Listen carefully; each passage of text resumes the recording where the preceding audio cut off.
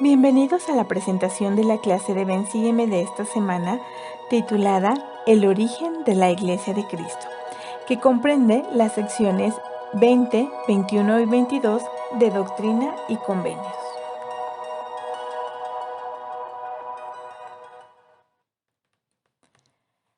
La obra de traducción del Libro de Mormón se había completado, pero la obra de la restauración apenas había comenzado. En las revelaciones anteriores era claro que además de restaurar la doctrina y la autoridad del sacerdocio, el Señor deseaba restaurar una organización formal, es decir, su iglesia. Vamos a repasar algunos de los hechos claves de la anteriores a la restauración de la iglesia. Entre ellos encontramos que en junio de 1829, después de recibir el sacerdocio de Melquisedec, se les mandó a José Smith y a Oliverio Cowdery ordenarse el uno al otro al oficio de elder, pero esperar para reunirse y que sus hermanos pudieran dar su consentimiento. También en junio de 1829 el Señor mandó edificar su iglesia sobre el cimiento del Evangelio de Jesucristo. Esto lo encontramos en Doctrina y Convenios 18.5. En junio de 1829, Oliver Cowdery redactó el documento Artículos de la Iglesia de Cristo, que incluía detalles sobre las ordenanzas, los oficios del sacerdocio y los procedimientos de la Iglesia, de acuerdo con la información que venía en el Libro de Mormón. Sin embargo, este artículo no fue tan preciso o necesario como el Señor lo había pedido, de manera que el Señor parece ser que en ocasiones distintas y diversas fue dando la revelación que el día de hoy conocemos como la sección 20 de Doctrina y Convenios. Para 1830, para marzo de 1830, el Libro de Mormón se imprimió y se puso a la venta, es decir, uno de los pilares para poder restaurar la iglesia fue la publicación del Libro de Mormón. Es probable que la revelación completa, conocida en esa época como los artículos y los convenios, se haya registrado poco después del 6 de abril de 1830, el día en que la iglesia fue organizada. Así lo dice el encabezamiento de la sección 20 de Doctrina y Convenios. El profeta escribió: recibimos de él, Jesucristo, lo siguiente, por el espíritu de profecía y revelación, lo que no solamente nos dio mucha información, sino que también nos señaló el día preciso en el cual, de acuerdo con su voluntad y mandamiento, habíamos de proceder a organizar su iglesia una vez más aquí sobre la tierra. Son estos los acontecimientos que precedieron a la restauración de la iglesia y que dan contexto histórico a estas tres secciones. Al organizarse la iglesia en Doctrina y Convenios 21 se le llama la Iglesia de Cristo. Sin embargo, en Doctrina y Convenios 115.4 encontramos que fue revelado por el Señor mismo el nombre completo de la iglesia. En este versículo dice: porque así se llamará mi iglesia en los postreros días, a saber, la iglesia de Jesucristo de los santos de los últimos días. De manera que esa es la forma en la que el Señor pidió que se llamara la iglesia y es la forma revelada por Él mismo.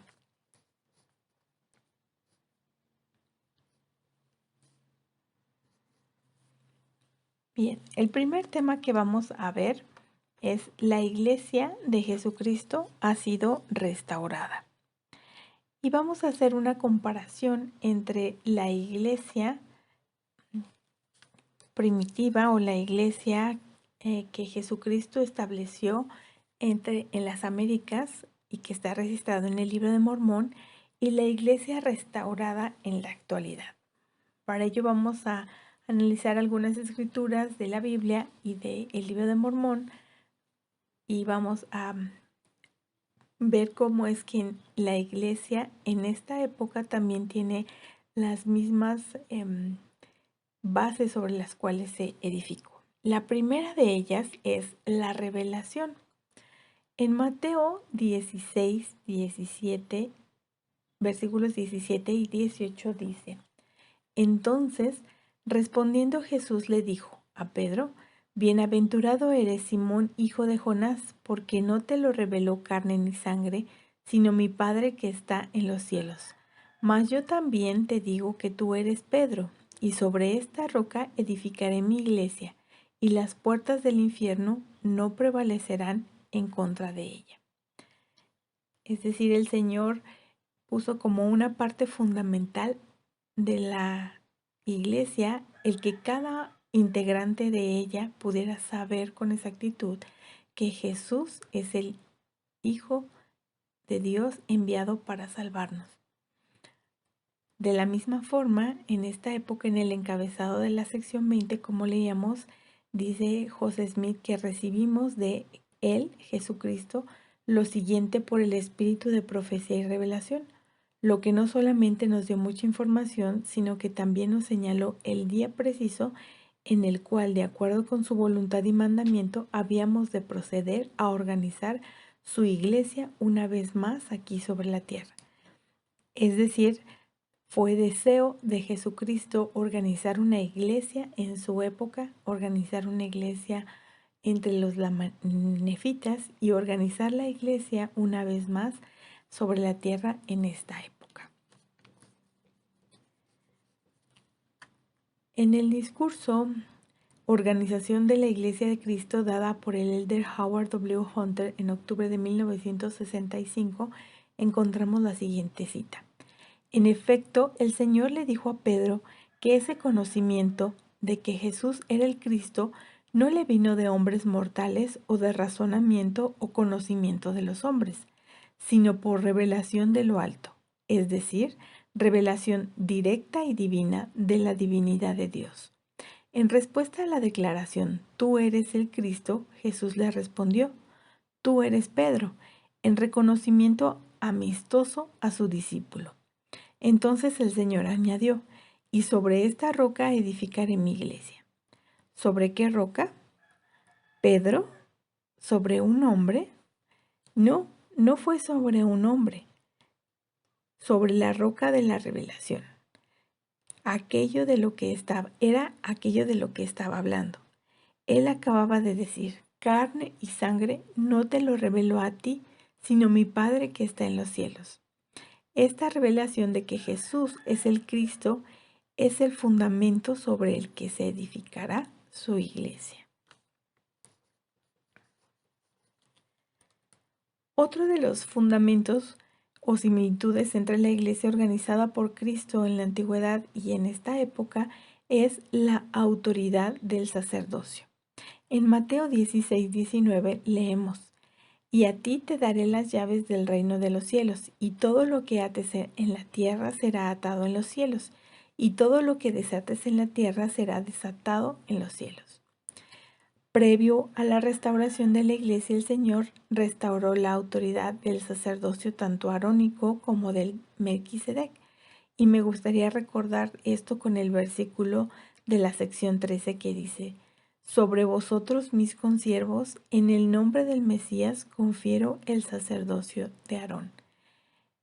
Fue Juan el Bautista quien utilizó la palabra consiervos para restaurar el sacerdocio y lo hizo en el nombre de Jesucristo. Más tarde Pedro, Santiago y Juan también restauraron el sacerdocio de Melquisedec. En el discurso, nuestra característica más destacada, el elder Jeffrey R. Holland en abril del 2005 enseñó: el sacerdocio de Dios con sus llaves, sus ordenanzas, su origen divino y su capacidad para atar en los cielos o lo que se ata en la tierra es tanto indispensable como único para la iglesia verdadera de Dios, y que sin él no habría iglesia de Jesucristo de los santos de los últimos días. Otro de los elementos indispensables o similitudes entre la iglesia que Jesucristo estableció y la iglesia actual es establecerse sobre la doctrina correcta. En Juan 17, versículos del 16 al 17, encontramos que dice: Jesús les respondió y dijo: Mi doctrina no es mía, sino de aquel que me envió. El que quiere hacer la voluntad de él conocerá si la doctrina es de Dios o si yo hablo por mí mismo. Y una de las cosas que encontramos en Doctrina y Convenios 20 es una breve repaso de las doctrinas básicas y esenciales sobre las cuales se fundamenta la Iglesia. En ella se afirman las doctrinas de la creación, la caída, la expiación, el bautismo, y se declaran las leyes que rigen el arrepentimiento, la justificación, la santificación y el bautismo. Es por medio de estas leyes que podemos querer hacer la voluntad de Dios y conocer si estas cosas son de Dios o José Smith hablaba por su propia cuenta.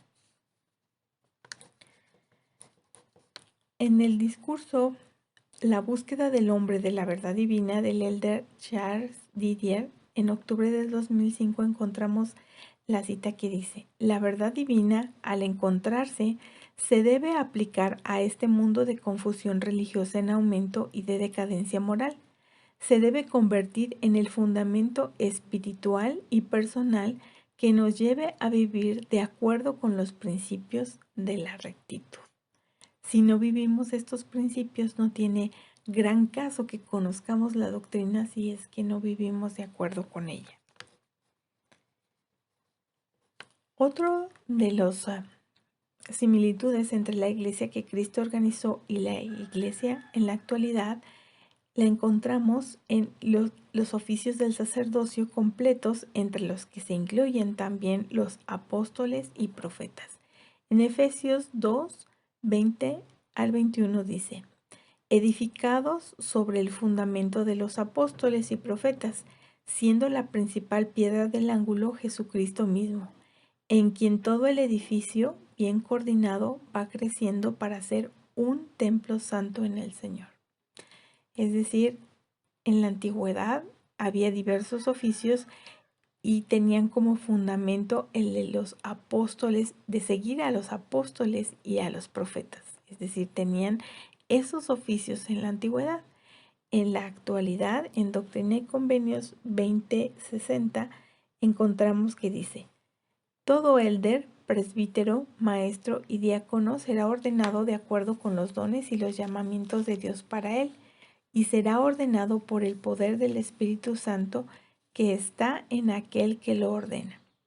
Y en la sección 21, en el versículo 4, dice: por tanto, vosotros, es decir, la iglesia, daréis oído a todas sus palabras y mandamientos que os dará según las reciba, andando delante de mí con toda santidad, refiriéndose a José Smith como profeta de esta dispensación. De manera que en la antigüedad había apóstoles y profetas, y en la actualidad también encontramos apóstoles y profetas en la iglesia restaurada.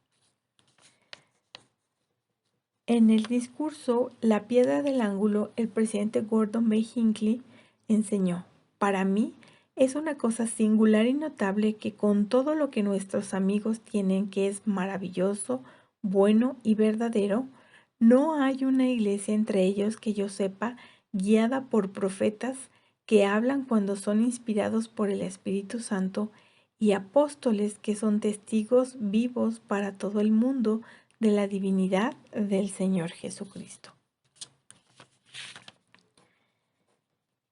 Otra de las similitudes entre la iglesia antigua y la iglesia restaurada es la necesidad de un bautismo por arrepentimiento con la autoridad.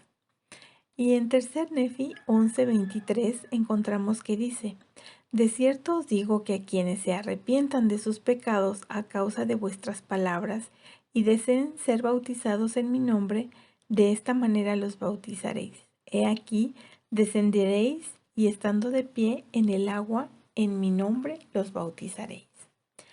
Y en Doctrina y Convenios 20, 72 y 73 se nos enseña: el bautismo se debe administrar de la siguiente manera a todos los que se arrepientan. El que es llamado por Dios y tiene autoridad de Jesucristo para bautizar, entrará en el agua con la persona que se haya presentado para el bautismo y dirá, llamándola por su nombre, habiendo sido comisionado por Jesucristo, yo te bautizo en el nombre del Padre y del Hijo y del Espíritu Santo. Amén. De manera que vemos que esta ordenanza se realiza de una manera específica y es parte de la Iglesia de Cristo.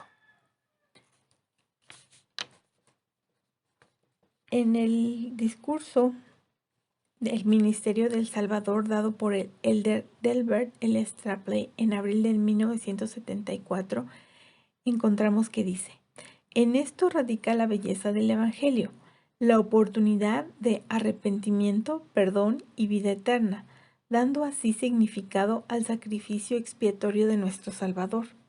Y así Dios lleva a cabo sus grandes y eternos propósitos, que fueron preparados desde la fundación del mundo. Y así viene la salvación y la redención de los hombres.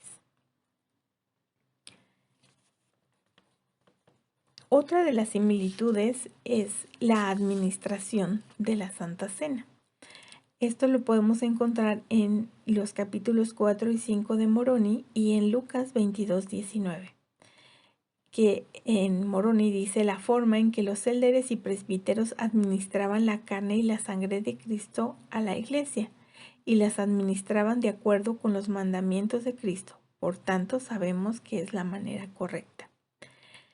Y en Doctrina y Convenios 76 al 78 dice, y el élder o presbítero lo administrará, y de esta manera lo hará.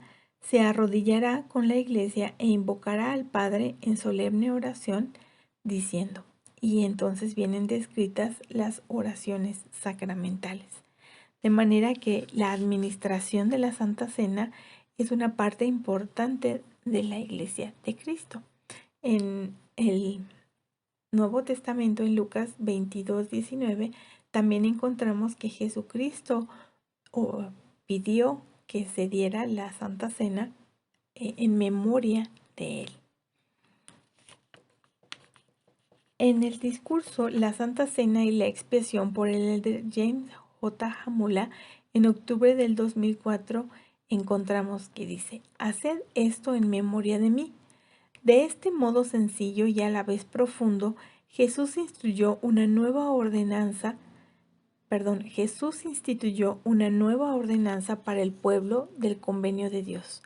Ya no se derramaría sangre animal ni se consumiría carne animal a la espera de un sacrificio redentor de un Cristo que todavía estaba por venir.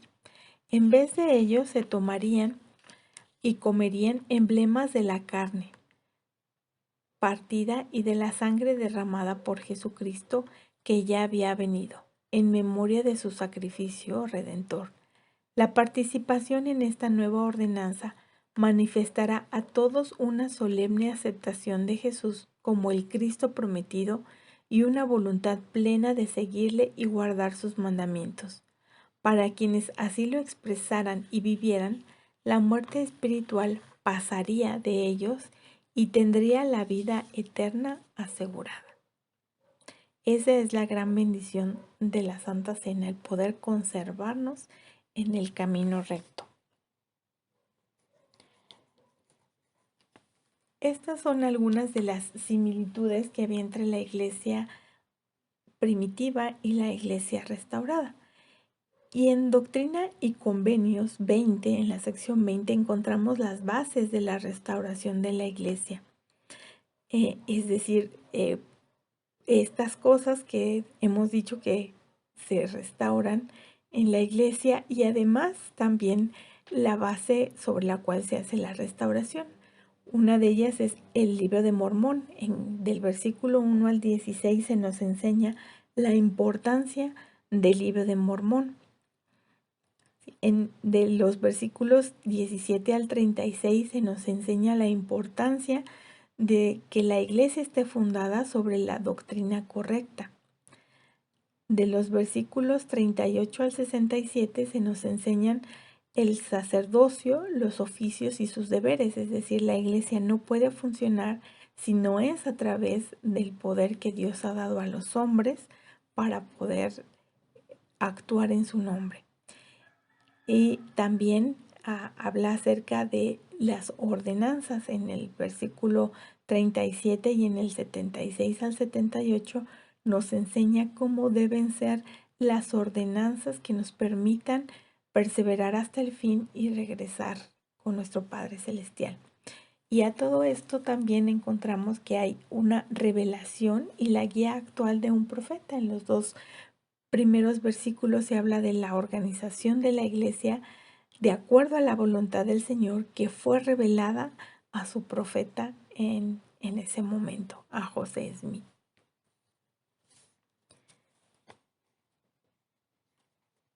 El siguiente tema que vamos a ver es las ordenanzas sagradas nos ayudan a llegar a ser como el Salvador.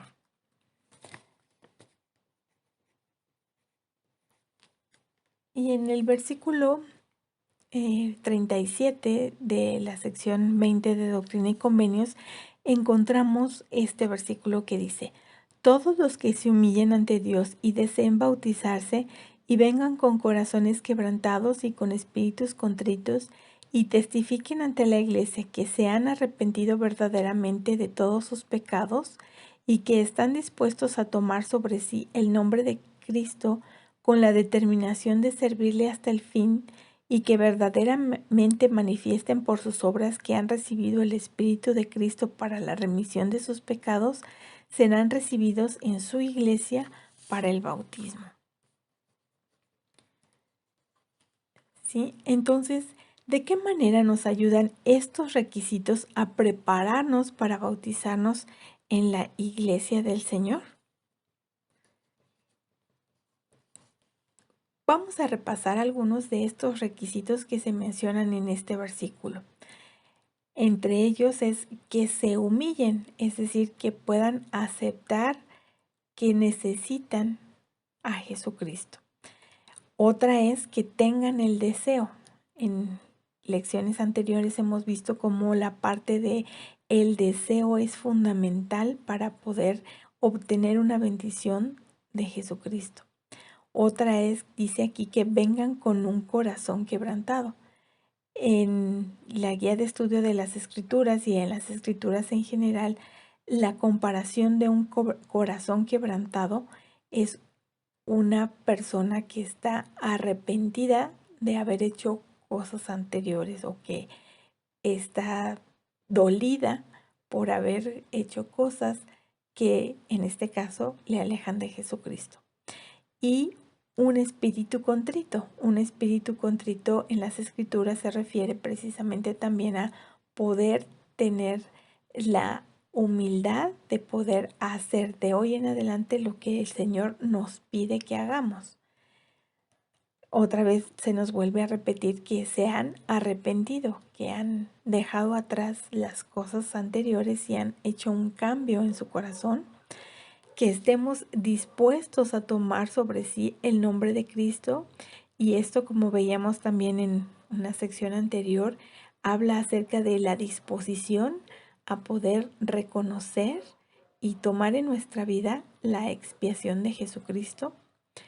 También habla acerca de tener la determinación de seguirle hasta el fin, que también hemos visto en secciones anteriores sobre el perseverar hasta el fin, y que hemos sido arrepentidos y hemos demostrado la remisión de nuestros pecados. El bautismo es la culminación, es la ordenanza culminante de la remisión de nuestros pecados. Sin embargo, esa remisión debe venir como parte de la humildad, del corazón quebrantado, del espíritu contrito y de estar dispuestos a tomar sobre nosotros el nombre de Cristo para que finalmente con el bautismo podamos terminar o coronar la remisión de nuestros pecados.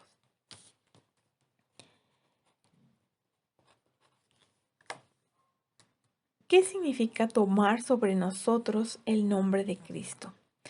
En, en el discurso, todos pueden tomar sobre sí el nombre dado por el Padre. El elder Paul B. Piper enseñó: nuestro Padre Celestial quiere dejar bien claro que el nombre de su Hijo Jesucristo no es simplemente un nombre entre muchos. El nombre del Salvador tiene un poder singular y esencial. Es el único nombre mediante el cual la salvación es posible. Al hacer hincapié en esta verdad en cada dispensación, nuestro amoroso Padre asegura a todos sus hijos que hay un camino de regreso a Él. Sin embargo, que haya un camino seguro disponible no significa que nuestro camino se asegure automáticamente. Dios nos dice que es necesario que actuemos, así que es preciso que todos los hombres y mujeres tomen sobre sí el nombre dado por el Padre. ¿Qué les ayuda a mantener la determinación de servirle a Jesucristo hasta el fin? ¿Cómo podemos mantener en nuestra vida esa firme determinación de perseverar hasta el fin? En el discurso, el que persevere hasta el fin, este será salvo, el elder Claudio de Civic nos enseña: la Santa Cena es lo más importante en el día de reposo. El Señor explicó esta ordenanza a sus apóstoles poco antes de morir. Luego también lo hizo en el continente americano. Nos dice que si participamos de esta ordenanza, entonces será un testimonio al Padre de que siempre nos acordamos de Él, y nos promete que de esa manera tendremos su Espíritu con nosotros. Como veíamos anteriormente, la Santa Cena es tan importante que sea parte de la Iglesia restaurada porque nos permite conservarnos con esa determinación de servir a Jesucristo hasta el fin. El siguiente tema que vamos a ver es el servicio del sacerdocio bendice a los miembros de la Iglesia y a sus familias. Y aquí en esta sección encontramos qué es lo que se espera que haga un poseedor del sacerdocio en los oficios de diácono, maestro, presbítero y elder, que eran los oficios que en ese momento tenían en la iglesia restaurada que necesitaban, ¿no? Se nos enseña que el deber del diácono es ayudar siempre en todos a sus deberes en la iglesia. En la actualidad podemos encontrar que el diácono también reparte la Santa Cena y es parte de recolectar las ofrendas de ayuno. El maestro dice en Doctrina y Convenios: velar siempre por los miembros de la iglesia y estar con ellos y fortalecernos. Cuidar de que no haya iniquidad en la iglesia, ni aspereza entre uno y otro, ni mentiras, ni difamaciones, ni calumnias. Y ver que los miembros de la iglesia se reúnan con frecuencia. Y también ver que todos los miembros cumplan con sus deberes.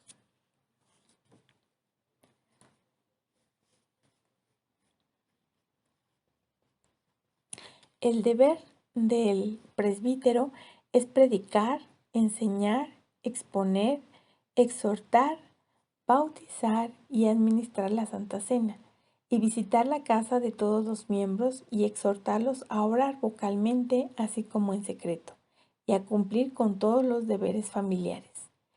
Y también pueden ordenar a otros presbíteros, maestros y diáconos.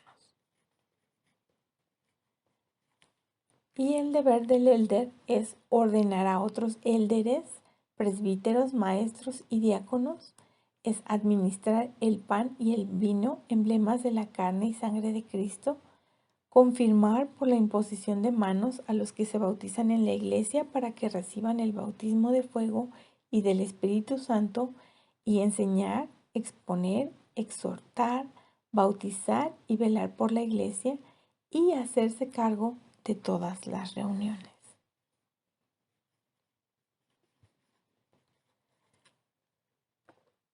En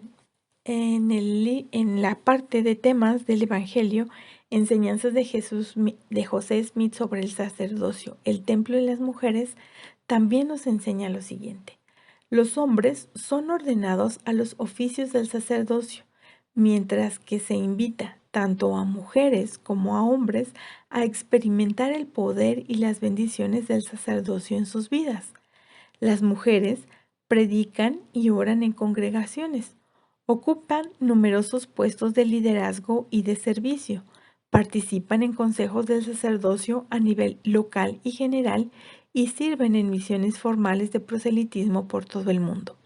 De esta y otras maneras, las mujeres ejercen la autoridad del sacerdocio aun cuando no hayan sido ordenadas a ningún oficio del sacerdocio.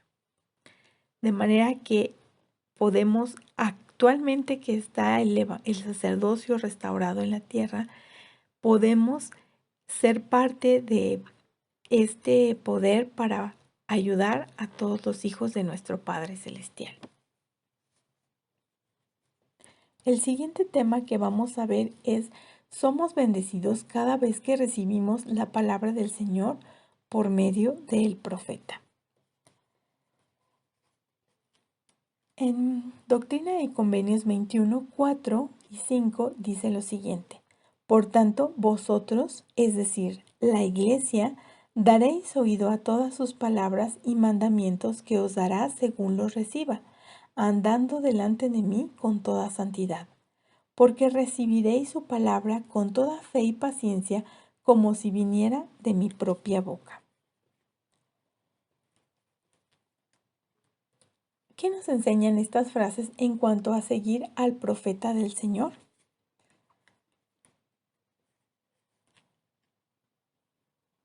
Al siguiente versículo se nos enseña qué es lo que podemos obtener cuando recibimos del profeta o de los profetas que hemos tenido el Evangelio de Jesucristo.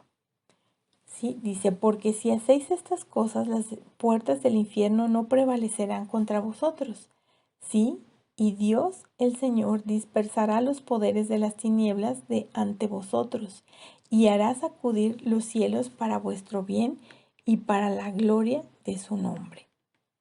¿Qué mayor bendición podemos tener que dispersar los poderes de las tinieblas delante de nosotros y tener bendiciones, como dice las Escrituras, hasta que sobreabunde, abrir las ventanas de los cielos para bien y gloria de su nombre?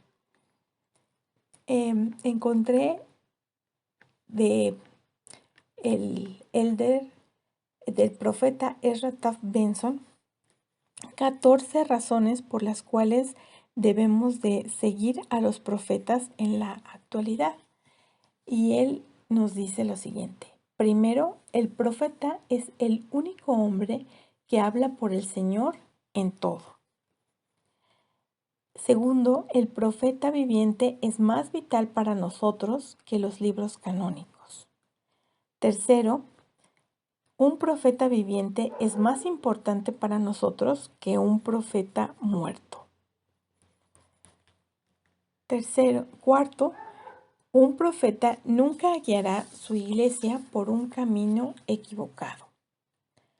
Quinto, no se requiere que el profeta tenga capacitación terrenal en particular, ni credencial alguna para hablar sobre cualquier tema o actuar sobre cualquier asunto en cualquier momento.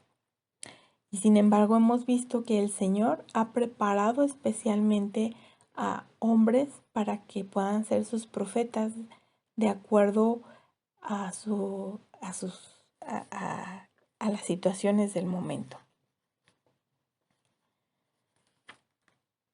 Sexta, el profeta no tiene por qué decir así dice el Señor para darnos una escritura, para darnos un mandamiento. Sus recomendaciones, especialmente las que recibimos en las conferencias de la iglesia, deberían ser para nosotros una escritura. Séptima, El profeta nos dice lo que tenemos que saber y no siempre lo que queremos oír. Octava, lo que dice el profeta no está limitado por el razonamiento de los hombres. Novena, el profeta puede recibir revelaciones sobre cualquier asunto, temporal o espiritual. Décima, el profeta puede participar en asuntos cívicos. Undécima, los dos grupos que tienen la dificultad más grande para seguir al profeta son los orgullosos, que poseen mucho conocimiento, o los orgullosos que son ricos.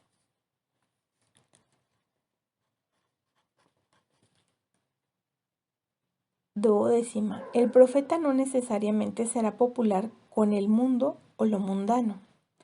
Decimotercera, el profeta y sus consejeros constituyen la primera presidencia, el quórum más elevado de la iglesia.